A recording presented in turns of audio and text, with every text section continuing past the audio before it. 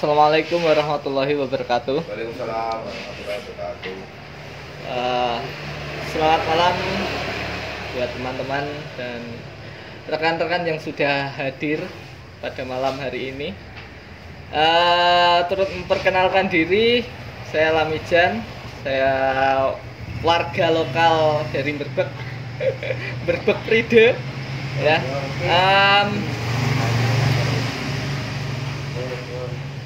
Sedikit memperkenalkan juga kegiatan pada malam hari ini, ya.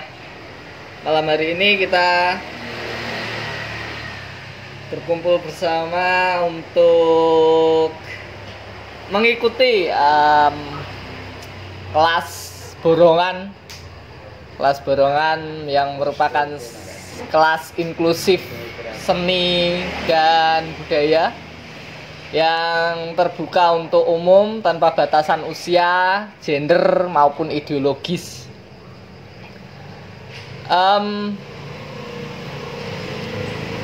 Kelas borongan diinisiasi oleh Sasana Raya yang merupakan ruang belajar berbagi pengetahuan tentang seni dan budaya gitu.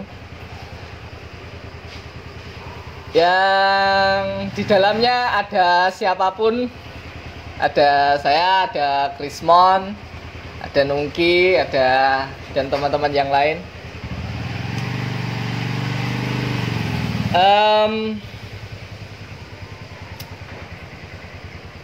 Kelas borongan akan dilaksanakan pada mulai hari ini. Dan akan berlangsung selama 1 bulan ini dan semoga bisa intens, berkelanjutan dan berkahi, ya. Untuk bulan ini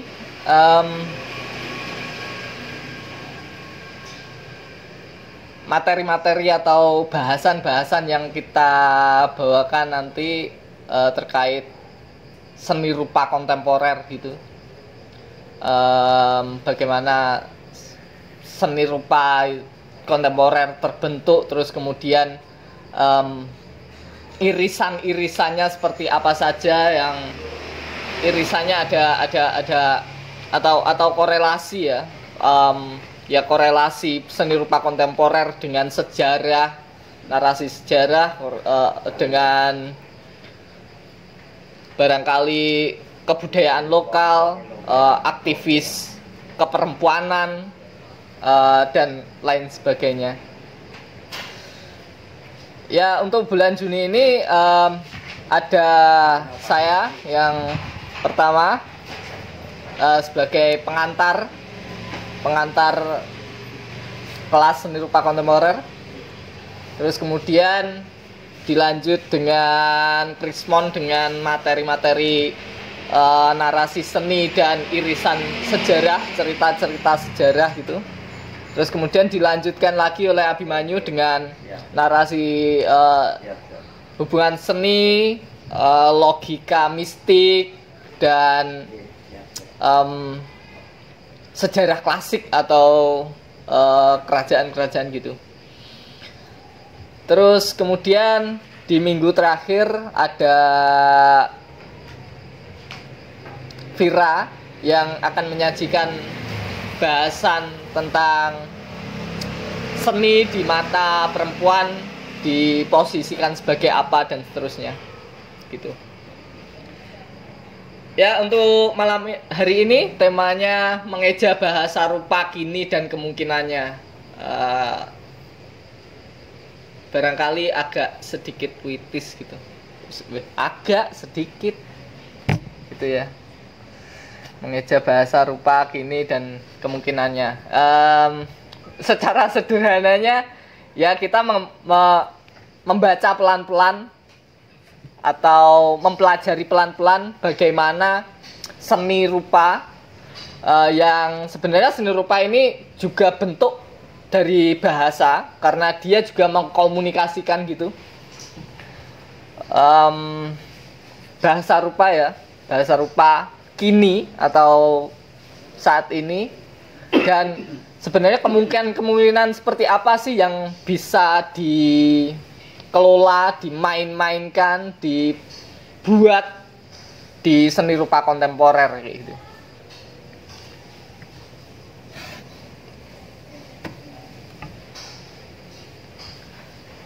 Ya, memperkenalkan diri lagi ya. Ya, Lamijan. Ya, saya merupakan warga Kecamatan Berbek yang mula-mula belajar seni rupa yang ya normal gitu. Saya gambar dulunya. Ya sekarang pun gambar juga, gambar yang lukis, juga belajar mahat dulu. Dan sampai saat ini ya kadang-kadang masih dekor, terus bikin kostum. Ya awal yang tidak fafifu gitu lah. Ya kemudian semakin kesini malah justru semakin kesana. Semakin kesini tapi makin kesana ya. Nggak jelas sih. Tapi sebenarnya jelas sih, jelas.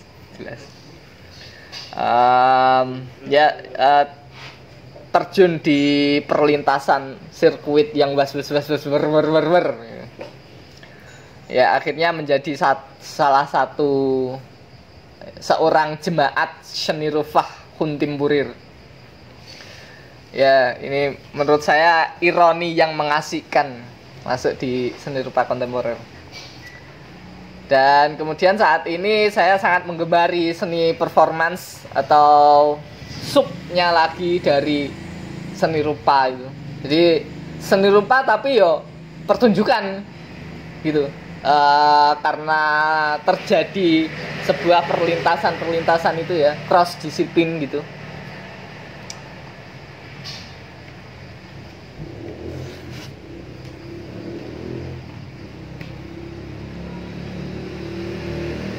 Ya, yang paling mendasar sebenarnya filsafat Huntimburir ini ya. Setiap kebudayaan itu kan hasil berfilsafat, hasil dari berpikir manusia itu. Yang hasilnya ya kesenian, ada politik, ada tatanan masyarakat, ada apapun gitu. Ya itu semua hasil dari orang-orang berfilsafat, orang-orang berpikir gitu. Nah, filsafat kontemporer ini munculnya ya 1900-an ya. Dia mencoba bermula dari atau dulunya menjadi salah satu tawaran lain dari pemikiran-pemikiran modern yang pada setelah pasca perang ya, setelah perang dunia II malah justru orang-orang makin menggemakan pemikiran-pemikiran kontemporer. Jadi semakin dikibarkan gitu. Karena ini ya, orang-orang modern itu kan memuja teknologi. Orang-orang modern memuja teknologi yang ya kalau gak berteknologi ya wah masa depan gak bisa tercapai gitu.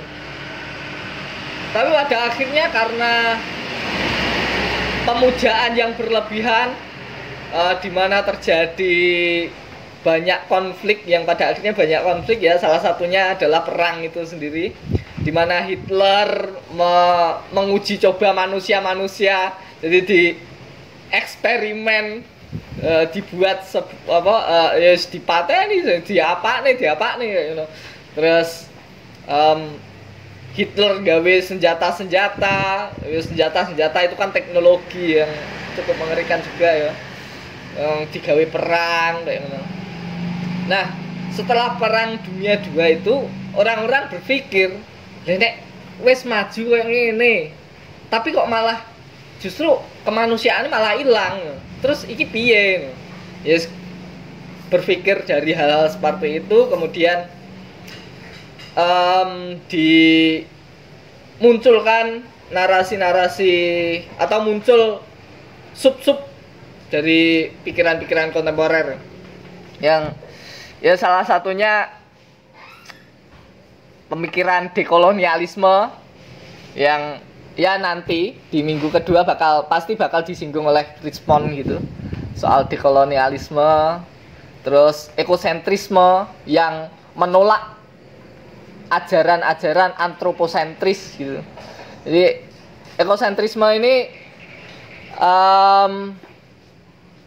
kurang lebih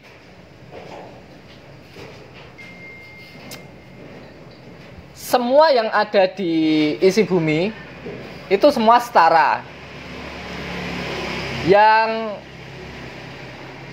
kalau di antroposentris, setiap peradaban dunia atau seluruh alam semesta itu berpusat pada manusia.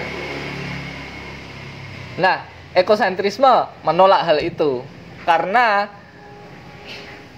ketika orang-orang membawa paham antroposentris yang pada akhirnya ya malah justru membawa kehancuran, perang, terus industri yang berlebihan, konsumerisme yang berlebihan dan seterusnya itu. Terus narasi lain non ilmiah. Kalau dulu orang-orang ya saat ini sih sebenarnya masih ada, masih banyak orang-orang modern itu menggantungkan hidup dengan salah satunya kayak menggantungkan diri dengan obat. Menggantungkan diri dengan obat-obatan yang ini ya, yang nggak organik gitu. Nah, justru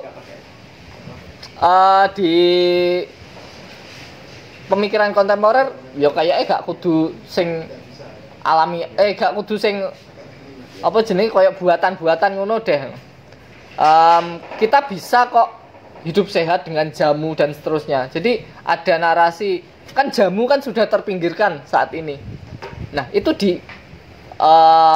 diambil lagi, dinarasikan ulang, dijadikan satu opsi-opsi untuk menjalani kehidupan. Terus kemudian ada anti kapitalisme, pluralisme, ya dan seterusnya. Ya tendensinya yang ya persis yang saya sebutkan tadi.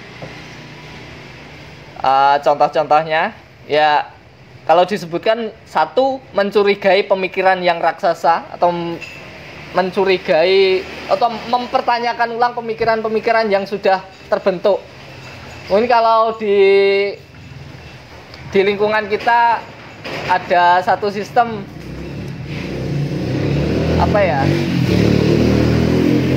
ya anggaplah kalau orang-orang sekarang ngomongin patriarkis gitu, yang nanti mungkin bakal disinggung juga oleh Mbak Vira di presentasinya. Nah, kita orang-orang masyarakat kontemporer berpikir masa iya dhewe patriarkis terus membudayakan hal kuwi yang pada akhirnya membawa narasi feminisme gitu. Terus kemudian PK terhadap perbedaan yang biasanya orang-orang individu gitu, yang saat ini akhirnya kita mulai bangkit lagi berkolektif atau bergotong royong, yang pada akhirnya nanti berdampak pada kerja-kerja kesenian kolektif. Jadi kerja kesenian sudah lagi nggak, misal kalau orang seni rupa yang ngelukis, biasanya itu kalau ngelukis ya ngelukis karpe dhewe kayak ngono. Nah, untuk saat ini ya orang-orang seni rupa ya ngelukis iso bareng-bareng, iso nggawe karya bareng-bareng. Kayak gitu-gitu. Terus tertarik pada hal-hal marginal. Ya, itu tadi, hal-hal yang terpinggirkan, yang nggak terlalu diminati. Misalnya mungkin saat ini nggak terlalu orang nggak terlalu suka dengan klenik-klenik, atau kalau di ya hal-hal perdukunan, hal-hal spiritual mungkin saat ini terpinggirkan karena sudah digantikan oleh teknologi yang canggih dan seterusnya ya, produk-produk kebudayaan yang sudah canggih-canggih itu. Nah, hal-hal itu membuat orang-orang yang berpikiran secara kontemporer mulai mengambil narasi-narasi yang terpinggirkan. Jadi yo gak popo gawe pijat tradisional, yo gak popo gawe wong-wong pijat alternatif, sangkal putung dan seterusnya. Misal gawe dukun, gak popo. Jadi hal-hal itu dinarasikan ulang, diambil lagi gitu. Diposisikan lagi gitu. Terus misal contoh lagi hal-hal marginalnya seperti ini. Ya berkesenian wis ora maneh, ora kudu ning Jogja, ora kudu ning Solo, ora kudu ning Surabaya, ning Nganjuk wae ya ora apa-apa. Wis iso gawe seni-senian sing sesuai, sing adaptif kayak ngono. Jadi nggak harus berpusat ke Jakarta, Jogja dan seterusnya. Malah justru saat ini kalau kita tahu gitu, dan ya Mas Bayu juga tahu pasti bahwa orang-orang Jogja saat ini wis sumpek ambek Jogjane padha golek sesuatu di pinggiran, golek inspirasi di Nganjuk, di Tulungagung, Madura dan seterusnya. Kayak gitu-gitu. Ya, next ya.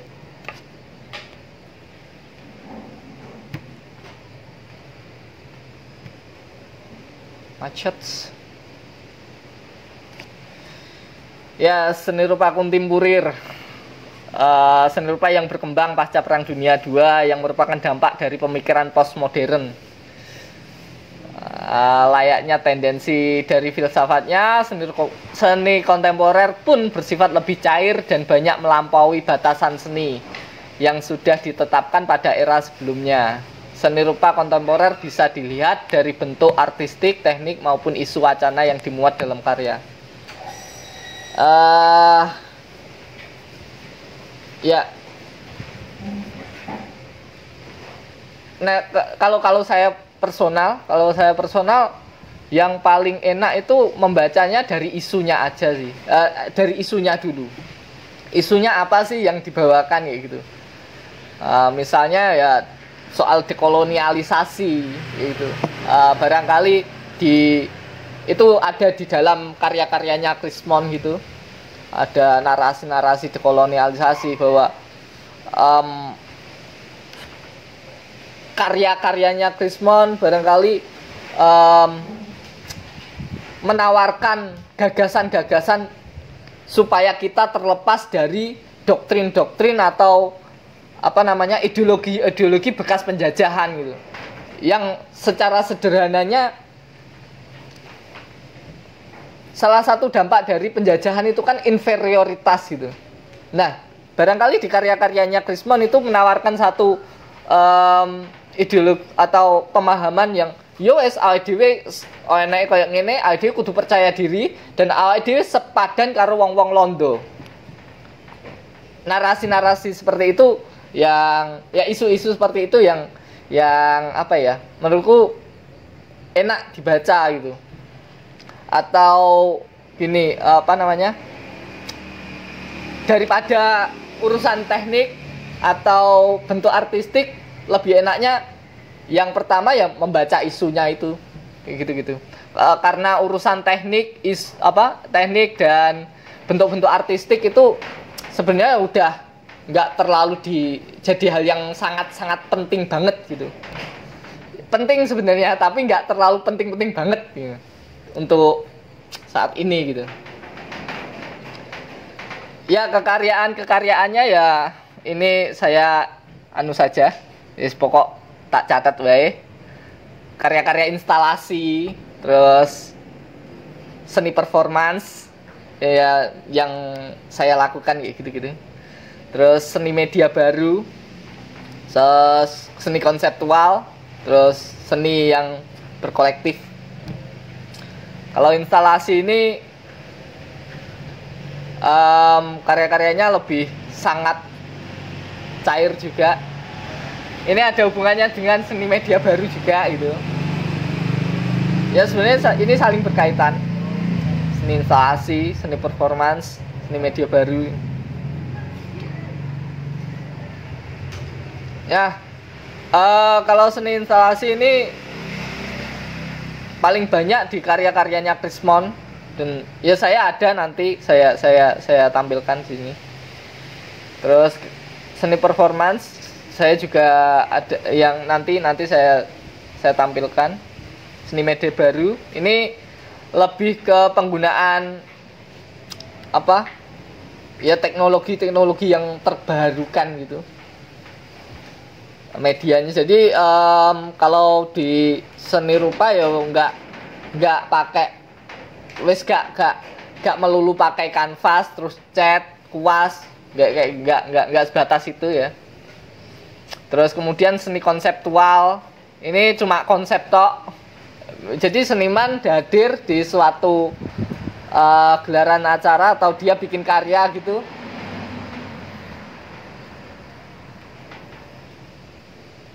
Ya salah satunya mungkin ini ya, si Arah Mayani. Dia menyajikan piring-piring gitu di meja, menyajikan piring-piring. Dia datang ngambil satu piring dilempar ke tembok, pecah kan. Ini juga seni konseptual, juga seni performance atau seni pertunjukan juga. Jadi dia menulis sesuatu gitu di piringnya, nulis terus dilempar ke tembok, pecah, reng. Nah setelah itu diikuti oleh siapapun saja, jadi penonton siapa saja yang di situ mengambil piring itu dan ikut melempar. Yang artinya, yowes konsepnya apa? Yowes intinya awakmu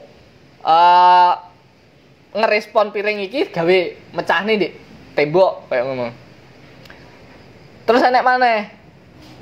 Aku lali jenenge senimane, ini seniman luar negeri. Dia bikin pameran.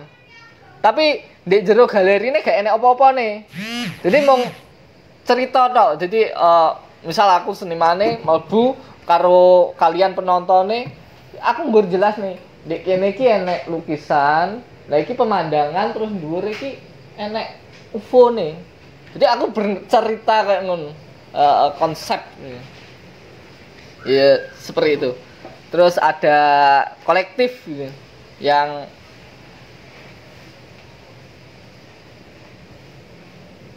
tahun 2022 ya, yang dokumenta. Nah, dokumenta 15 itu merupakan salah satu event seni rupa dunia gitu, yang pada waktu itu dipegang atau direktur artistiknya itu seniman-seniman dari Indonesia. Nah, seniman-seniman dari Indonesia ini menawarkan narasi gotong royong untuk manajerial pamerannya itu. Dan ya akhirnya berjalan tidak mulus sebenarnya, tapi ya nggak perlu saya ceritakan juga. Nah, untuk saat ini persis yang saya bilang di awal tadi, bahwa berkesenian untuk seni rupa tidak melulu bekerja secara sendiri, bisa bekerja bersama-sama gitu. Nanti ada contoh-contoh beberapa karya yang bekerja sama gitu. Kerjasamanya itu nggak melulu antar seniman, bisa juga dengan lintas profesi atau masyarakat dan seterusnya gitu.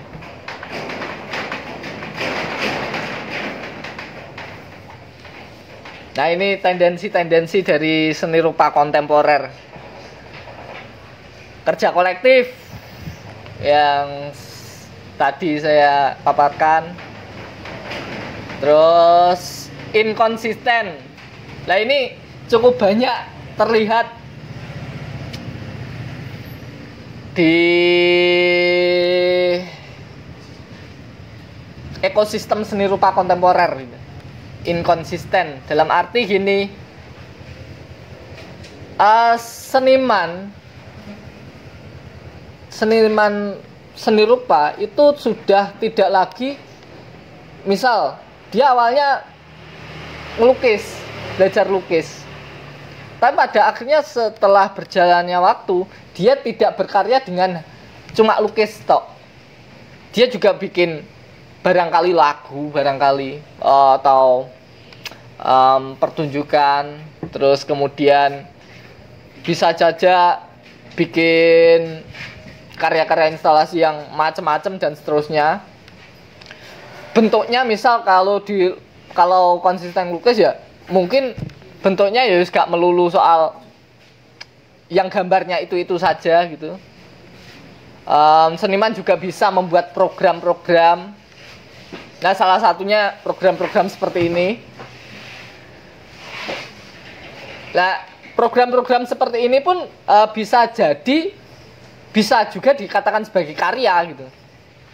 Jadi bukan yang penting adalah narasinya. Balik lagi ke isunya gitu. Karena misal orang seniman seni rupa yang konsisten dengan lukisannya, terus lukisannya itu misalnya pemandangan, terus sampai usia muda sampai tua itu lukisan pemandangan terus. Nah, itu dia kan menganut paradigma modern sebenarnya. Dia mempertahankan kaitannya dengan pasar gitu. Nah, ada ancaman, misal yang ya kita dari beberapa teman-teman tahu gitu, bahwa pasar selalu menginginkan karya-karya kita yang begitu-begitu saja itu. Misalnya gambarnya tentang pemandangan atau perempuan-perempuan saja gitu. Siap. Ya wes. Ketika pasar sudah mencintai karya-karya yang gambarnya perempuan-perempuan, toh seniman nggak boleh ganti warna, nggak boleh ganti objek, nggak boleh ganti bentuk, nggak boleh ganti segala macam. Karena apa? Nanti kolektornya bakal bakal lari atau nggak minat lagi dengan karyanya, kayak gitu-gitu. Nah, artinya di situ terjebaknya seniman modern gitu. Nah, kalau di seni rupa kontemporer banyak seniman yang udah melepaskan hal itu. Ya wes, aku gak konsisten mbek gambar wujud karya-karya aku, bentuk-bentuk karya aku gak masalah. Yang penting aku konsisten berkesenian, bentuknya segala macem kayak gitu. Jadi dia mencoba untuk melepaskan diri dari keterjebakan bentuk, keterjebakan pasar dan seterusnya. Ya kolaboratif ya selanjutnya. Terus desentralisasi. Nah, desentralisasi ini ya salah satunya gagasan dari Binel Jawa Timur di tahun 2021 kemarin, yang ya Binel pada umumnya Binel itu kan terjadi di satu titik atau di pusat kota gitu. Tapi di 2021 Binel Jawa Timur sudah meluas. Sebelum 2019.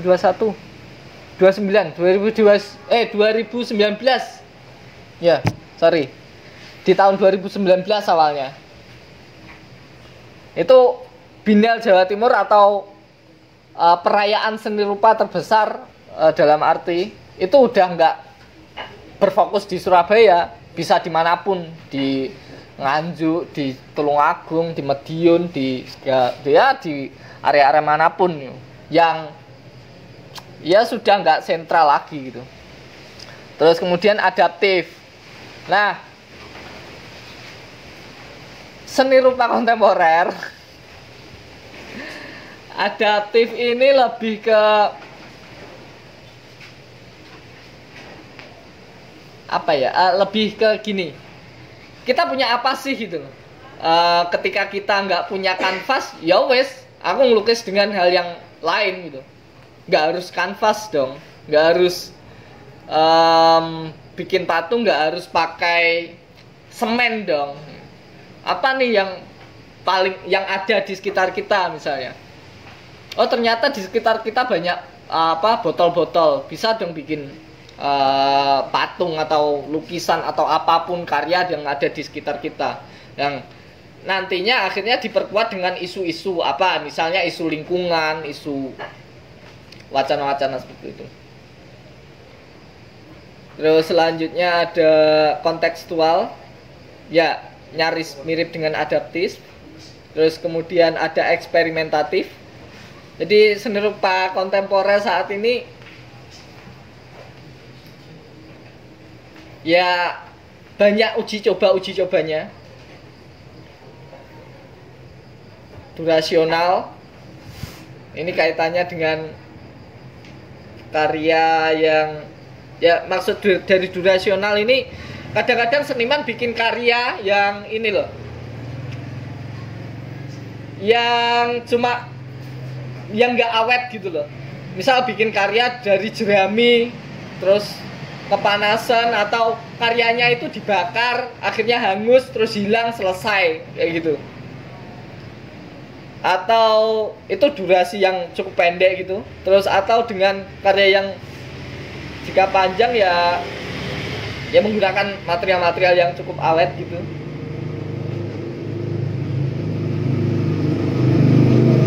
Terus kemudian ada inklusif. Nah, di sini inklusif di sini sebenarnya jadi rangkuman dari yang sudah disebut-sebutkan tadi. Kayak adaptif, desentralisasi, kolaboratif, kontekstual gitu. Atau gini, kalau mungkin di inklusif ini lebih ke gini.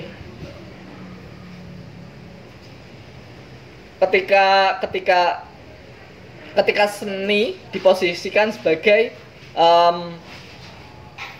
posisinya dekat dengan pengulikan sejarah, sebagai media untuk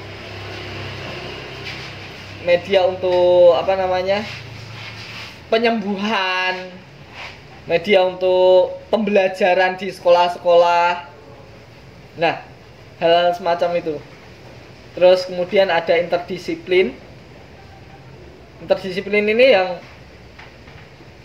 kaitannya dengan kolaboratif itu tadi, tapi di sini lebih ke penekanannya lebih ke misalnya kayak ya seniman rupa bisa loh kalau bercrossing dengan misalnya orang-orang arsitektur dengan orang-orang tari gitu, bikin karya interdisiplin. Jadi bentuknya karya ya wes nggak terduga gitu. Nah kaitannya dengan eksperimentatif tadi. Terus kemudian komunikatif, kaitannya dengan inklusif, komunikatif ini. Ya, jadi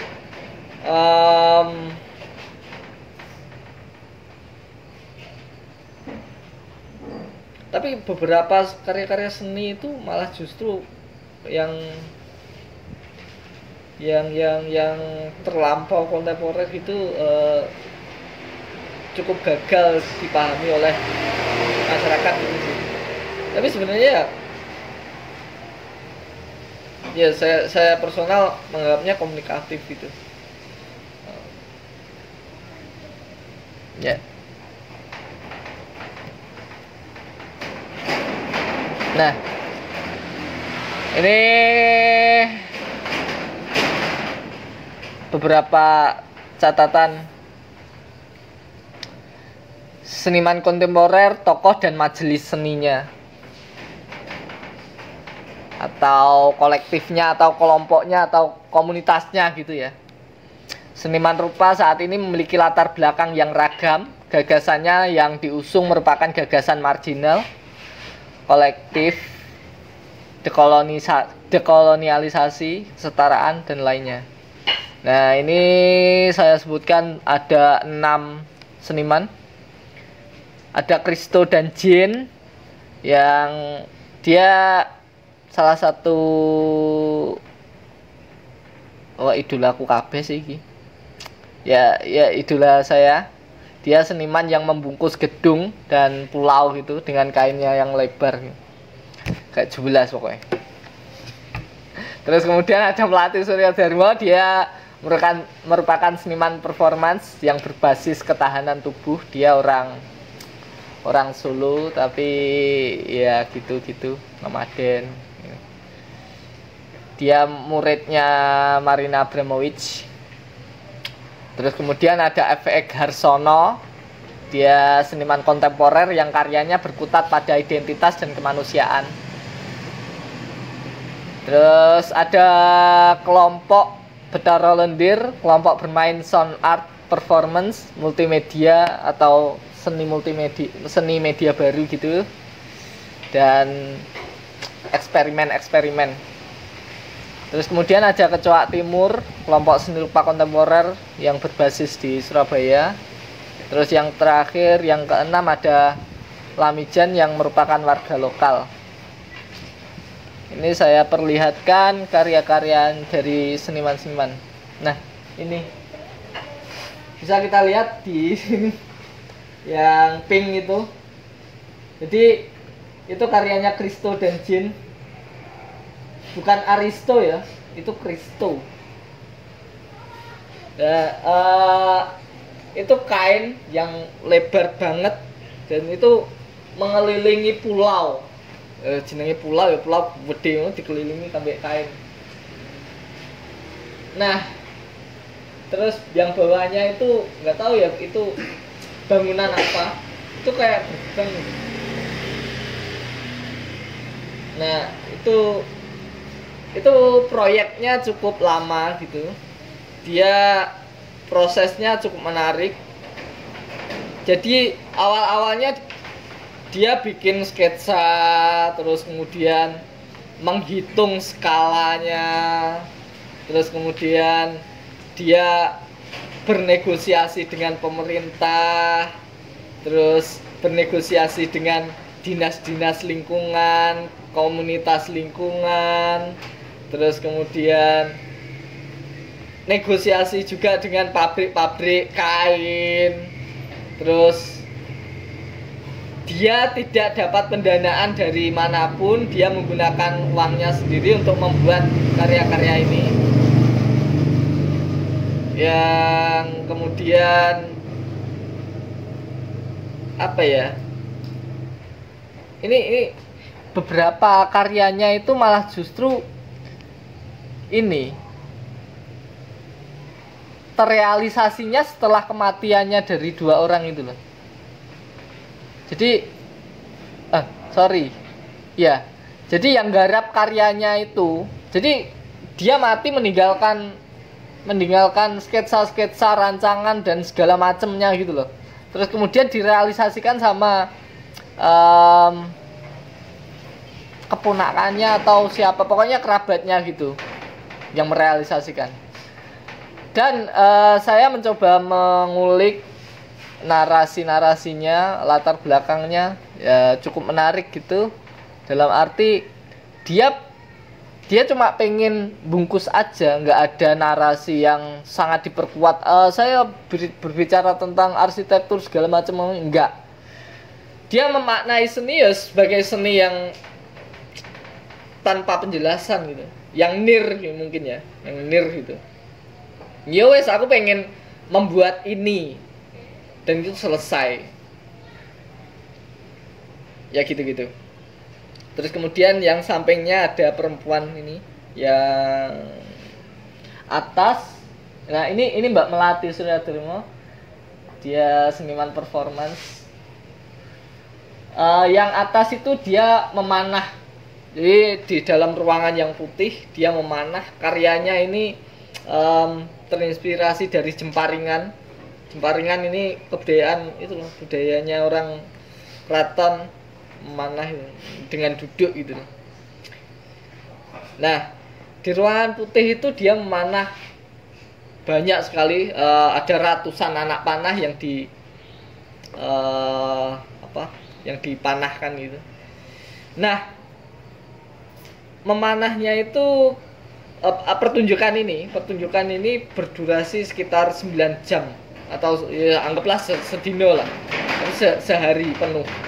Jadi dia sehari penuh jepreti panah. Dan kemudian artefak-artefak ini itu jadi satu karya gitu. Karya yang lain lagi gitu. Jadi ketika dia memanah itu merupakan sebuah seni performan atau pertunjukannya gitu. Setelah dia meninggalkan ruang galeri itu jadi satu karya instalasi atau karya seni rupa gitu. Jadi ketika masuk nih wis ketok panah-panahe mancep-mancep. Terus kemudian yang bawah ini kenapa ayam berlari. Jadi sebenarnya ini inspirasinya dari ada seniman temannya gitu, seniman perempuan gitu, pertunjukannya itu membunuh ayam, pokoknya menyiksa ayam, terus dikritik sama si melati dengan karyanya. Jadi dia nguber pitik, karyanya nguber pitik, terus dicekel, dikurungi. Nah,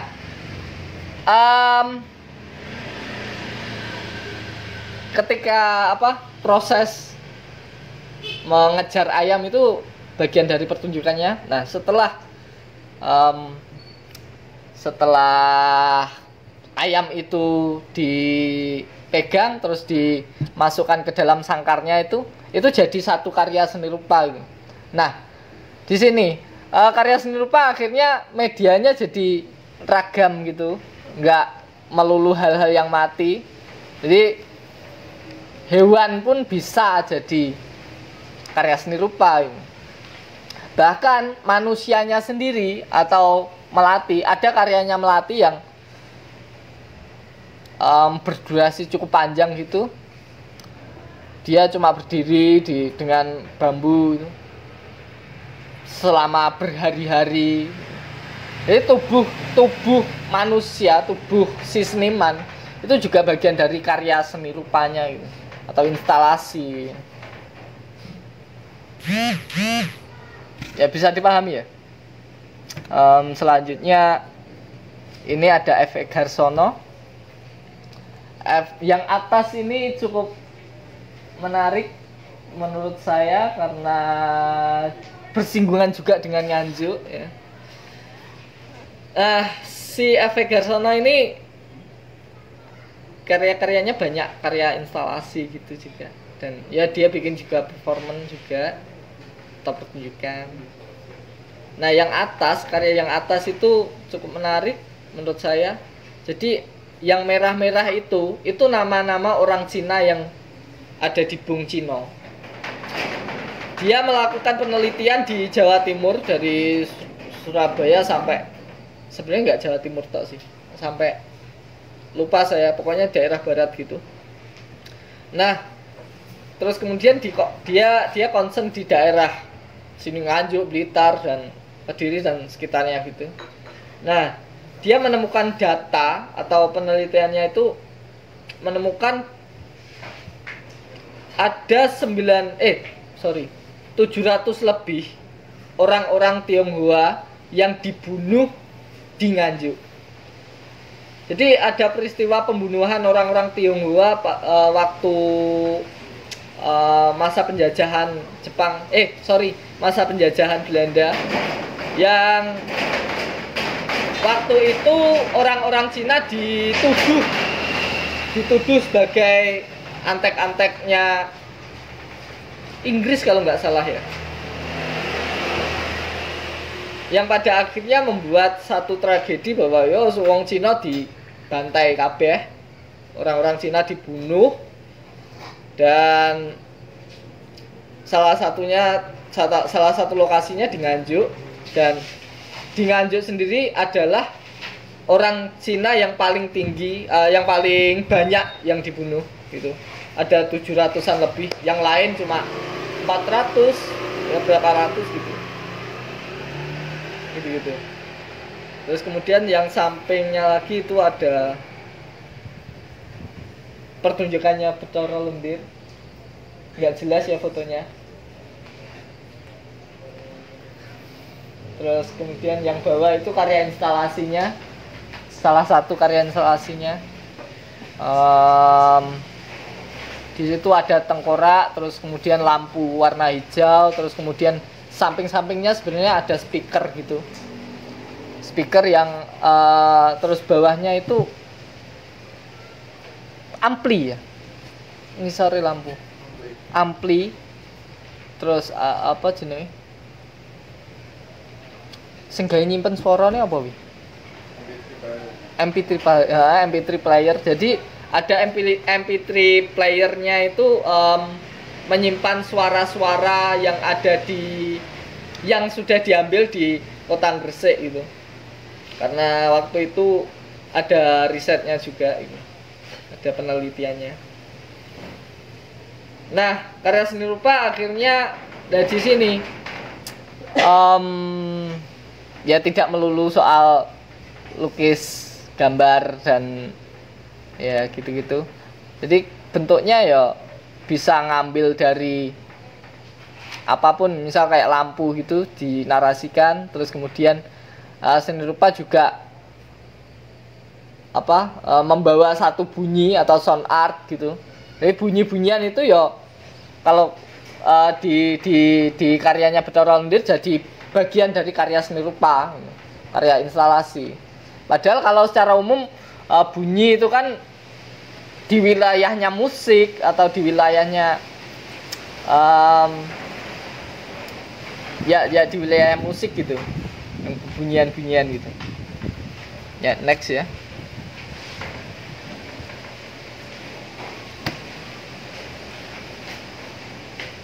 Nah ini ada karyanya Kecoak Timur. Yang atas itu foto-fotonya ada karyanya Krismon, karyanya Kolektif, terus karya itu video performance saya. Ada foto-foto enggak jelas itu foto-fotonya siapa saja. Terus yang bawah ini yang kayak ada piring-piringnya ini. Nah ini cukup menarik karena di piring-piring itu, nah teman-teman Kecoak Timur membuat satu woro-woro atau ya awalnya dia membuat mereka membuat karya yang bernarasi Manunggaling Lemah gitu, atau mereka mengumpulkan tanah-tanah dari seluruh penjuru Nganjuk, seluruh penjuru Indonesia gitu. Nah, tanah-tanah itu dikumpulkan, yang mengumpulkan ya wis orang-orang siapapun gitu. Jadi membuat satu poster gitu atau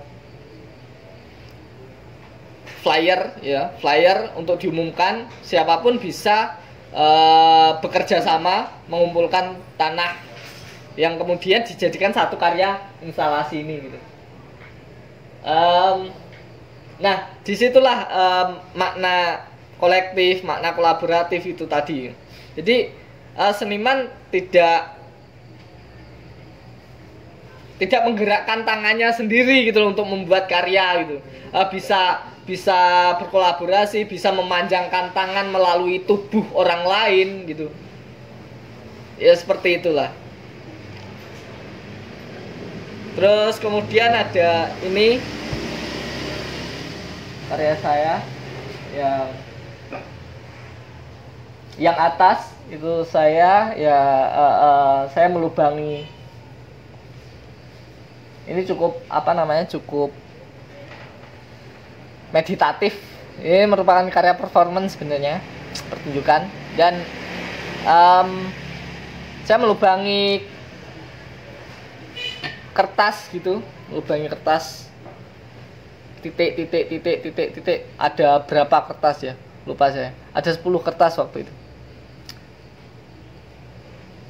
Durasinya cukup lama.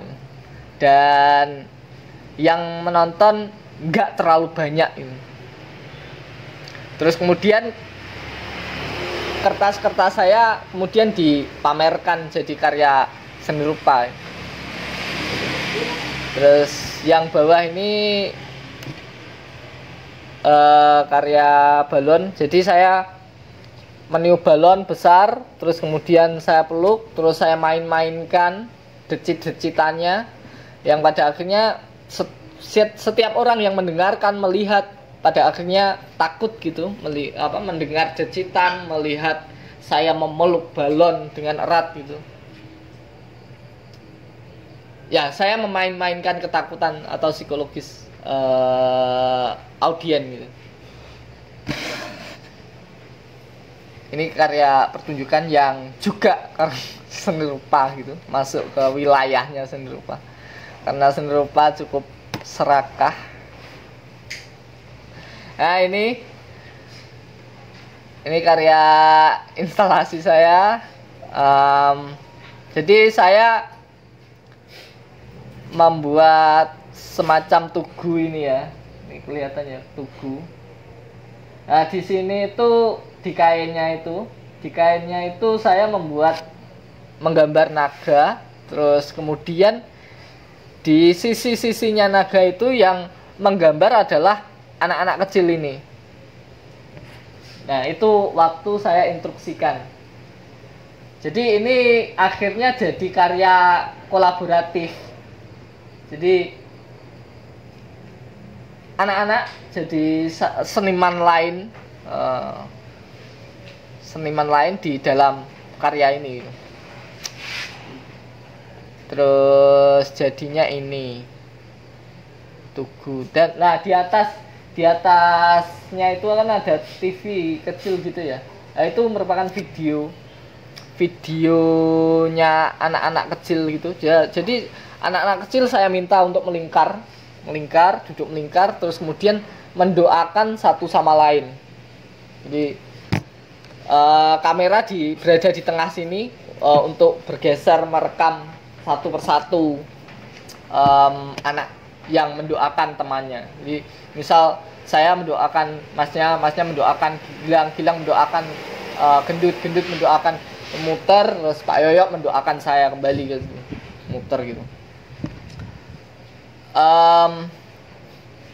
Nah, di sini akhirnya terbentuk satu karya yang macam-macam ya. Ada gambar, ada lukisan gitu, ada bentuk kayak candi atau tugu itu, terus kemudian ada videonya gitu.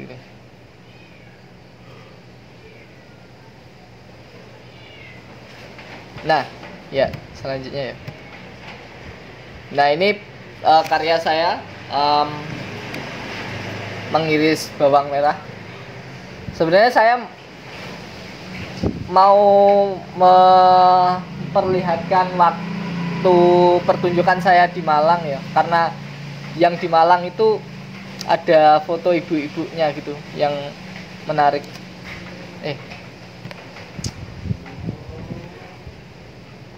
Ya. Nah, karya ini saya mencoba untuk bermain-main dengan empati gitu. Jadi saya mengiris bawang merah sekitar 3 ikat, berapa kilo itu ya, 3 ikat ini. Terus kemudian saya kupas, terus saya iris-iris. Nah, ini pertunjukan saya yang kedua kali sebenarnya. Yang pertama kali yang menurut saya yang paling menarik karena waktu itu pertunjukan saya sangat dekat sekali dengan ketidakdugaan dan saya sangat menyukai hal itu. Waktu itu pertunjukan saya di sebuah gang kampung itu. Saya mengiris bawang merah, pelan-pelan dan lama, dan dilihat oleh warga masyarakat. Yang kemudian lama-kelamaan saya nangis, bener-bener nangis. Tapi bawang merah masih banyak. Terus karena barangkali masyarakat di situ, khususnya ibu-ibu berempati gitu. Terus kemudian menghampiri saya. Nah, mereka menawarkan diri untuk membantu mengiris bawang merah. Yang sebenarnya awalnya itu bawang merah itu pengennya ya wis tak iris dewe. Tapi karena tekanan dari orang-orang atau ibu-ibu tadi ngeyel, mas tak iwangi. Saya bilang, menegaskan, udah Bu, nggak apa-apa, biar saya saja. Terus karena saya ditekan, akhirnya nggih pun jenengan bantu, jenengan ewangi. Akhirnya mereka ibu-ibu pulang ke rumah masing-masing, terus balik lagi bawa ember, bawa pisau, bawa talenan segala macam. Terus kemudian mereka membantu mengiris bawang merah. Nah, akhirnya karena peristiwa itu terjadi, tarik ulur atau distract gitu, benturan itu terjadi. Akhirnya saya menarasikan pertunjukan saya berdialog dengan ibu-ibu tadi. Ini saya ngobrol dengan ibu-ibu, ngobrol tentang bawang merah, terus ekosistemnya, ngobrol tentang pertanian, ngobrol tentang bawang merah yang ada di Malang, terus ngobrol tentang masakan dan seterusnya itu. Nah, setelah dialog saya cukup, nah di situ akhirnya peran ibu-ibu itu mengambil alih saya. Jadi ibu-ibu tadi, setelah saya mendialogkan diri, justru ibu-ibu tadi mendialogkan diri mereka ke saya gitu. Jadi balik itu. Akhirnya di situ terjadi dialog-dialog yang tidak bisa saya kontrol. Itu karena memang benar-benar di luar kuasa saya. Nah, akhirnya ibu-ibu tadi ngobrolin soal masakan yang wis nggak jelas, terus akhirnya kayak ngerasani tonggo-tonggo, ngerasani ibu-ibu yang lain dan seterusnya sampai panjang. Nah, sampai bawang merah itu selesai diiris semua. Nah, di situ akhirnya terlihat bahwa di pertunjukan saya posisi seniman itu sudah nyaris hilang gitu loh. Awalnya saya ini senimannya gitu, tapi ketika karya itu terjadi, peristiwa itu terjadi, berlangsung, nah akhirnya posisi seniman itu digantikan oleh ibu-ibu gitu loh. Atau jangan-jangan nggak ada seniman di situ gitu. Jadi di seni rupa kontemporer posisi seniman sebenarnya cukup ada beberapa karya cukup sulit juga gitu, nyaris hilang gitu, bisa digantikan oleh orang lain dan lain sebagainya. Terus kemudian ini karya video gitu ya, meskipun saya basicnya dulu gambar dan seterusnya, pada akhirnya saya membuat video gitu loh, yang berkolaborasi dengan teman saya Rifandi gitu, dan Kecoak Timur. Jadi ini ketika pameran yang atas ini ya gitu-gitu. Ini kan video performance, video pertunjukan.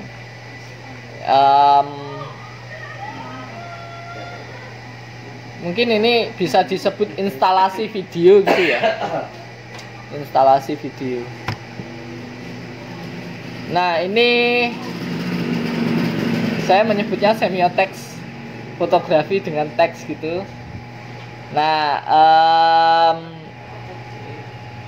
kerjanya ya saya memotret, terus kemudian saya coret-coret di foto itu, saya gambar dengan narasi yang sesuai dengan foto itu gitu. Ini apa yang pertama ada Surabadok, ini sebuah gambar apa ya? Gambar ekskavator, tapi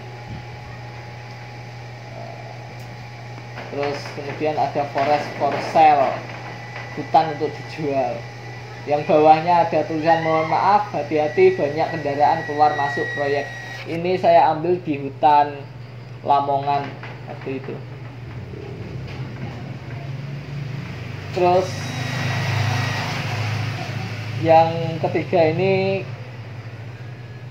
foto kaki saya di tanah yang retak-retak gitu, terus ada lingkaran. Kemarin saya sempat tertarik dengan bentuk lingkaran gitu, karena dia berputar terus tanpa ujung gitu. Ya artinya hidup selalu berkelanjutan gitu. Nah ini saya menampilkan sedikit tentang kritik seni rupa kontemporer oleh jemaat sosial media. Nah karena apa ya? Ya saya sedikit menjinggung soal kegagapan atau kebutaan masyarakat terhadap seni rupa kontemporer atau seni kontemporer, terus kemudian kegagalan seniman mempresentasikan karyanya atau mengkomunikasikan karyanya ke masyarakat dan sebagainya. Jadi bentuk-bentuk karya seni kontemporer kadang-kadang ada beberapa karya gitu yang nggak bisa dipahami oleh masyarakat gitu. Makanya ini Mas Gibran sedang mencari ini seninya di mana ya. Nah ini ada beberapa respon dari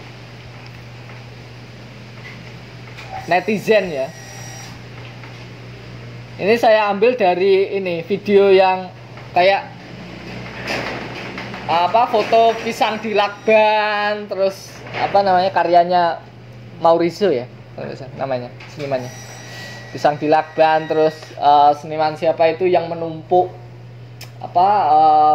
baskom menumpuk timba merah yang kemudian diisi pasir terus jatuh brek, orang-orang tepuk tangan karya itu. Terus saya ambil dari ya yang FYP gitu. Nah di sini ada banyak, saya ambil 3 sih. Estetik diasmu. Terus ada respon juga bullshit artis. Terus ada kenapa yang katanya seni itu makin kesini malah makin kesana.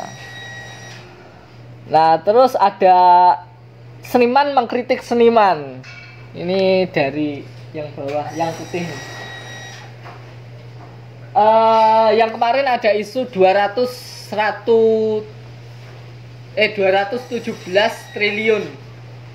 Ya, kita tahu tentang berita hal itu. Nah, di ini saya ambil dari kontennya buku seni rupa. Di kontennya itu bertanya 201 triliun itu untuk apa ya? Gaya apa ya? Nek misal IDW gaya apa ya? Ya segala macem jawabannya, responnya. Nah, di sini ada kelompok atau komunitas cerobong art ini, atau nggak tahu saya ini. Kayaknya komunitas ini.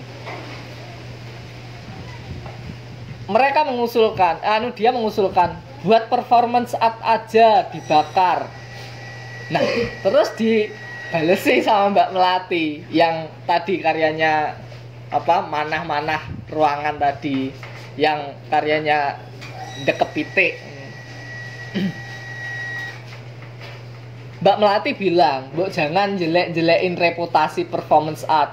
Sudah marginal dijelek-jelekkan. Walaupun ya banyak performance art yang cuma mengada-ngada."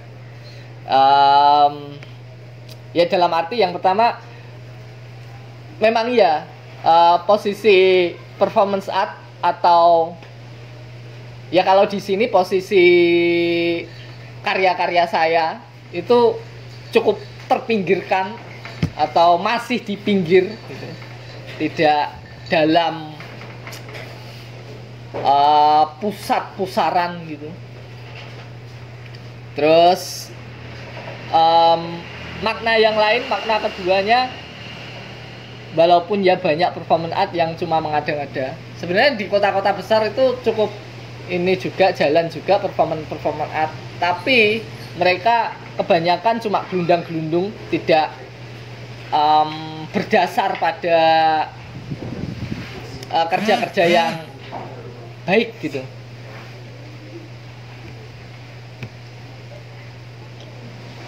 Ya, rujukan. Terakhir ini berarti.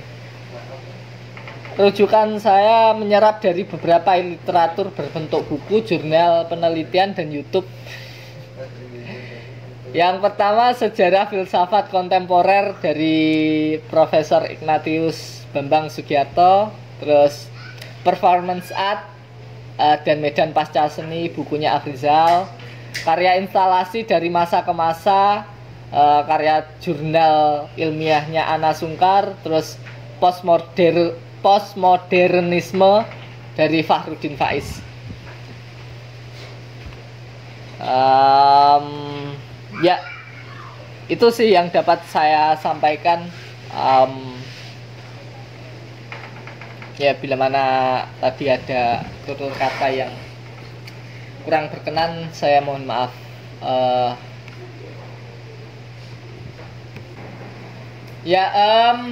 Mungkin kita cair saja ya.